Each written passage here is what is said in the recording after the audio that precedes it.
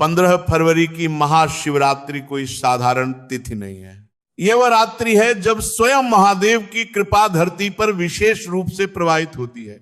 शास्त्रों में कहा गया है कि इस दिन प्रकृति के भीतर छुपी शक्तियां जागृत होती हैं और वृक्ष, लता, औषधियां सब चेतन हो उठते हैं। कथा आती है कि भगवान भोलेनाथ ने अपने प्रिय भक्त लंकापति रावण को यह रहस्य बताया था कि महाशिवरात्रि की रात्रि कुछ विशेष देव वृक्षों में स्वयं उनका वास होता है। जो व्यक्ति श्रद्धा और मौन के साथ इन वृक्षों का स्पर्श करता है उसके जीवन की दरिद्रता धीरे धीरे छूटने लगती है और भाग्य में गति आती है। ये कोई तंत्र या दिखावे की क्रिया नहीं है, ये भाव और विश्वास का विषय है। महाशिवरात्रि के दिन लंबी पूजा या भारी विधि आवश्यक नहीं।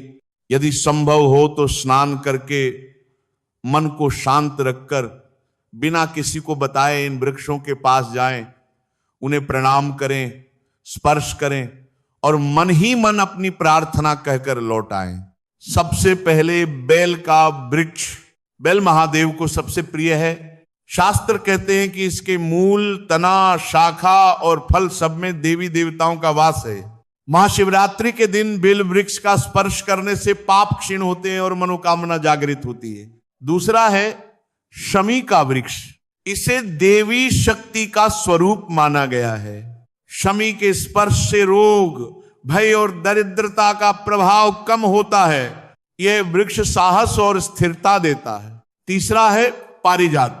यह समुद्र मंथन से उत्पन्न दिव्य वृक्ष माना गया है और लक्ष्मी तत्व से जुड़ा है।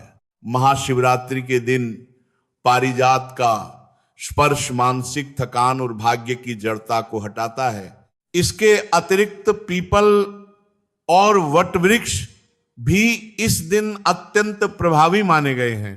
पीपल में विष्णु और शिव दोनों का तत्व माना गया है और वट वृक्ष स्थिरता, संरक्षण और पारिवारिक सुख का प्रतीक है।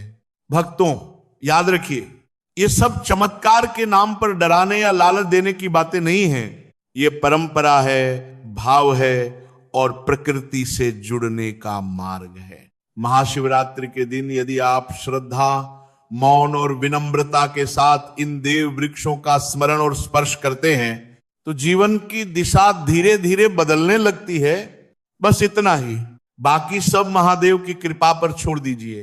हर हर महादेव।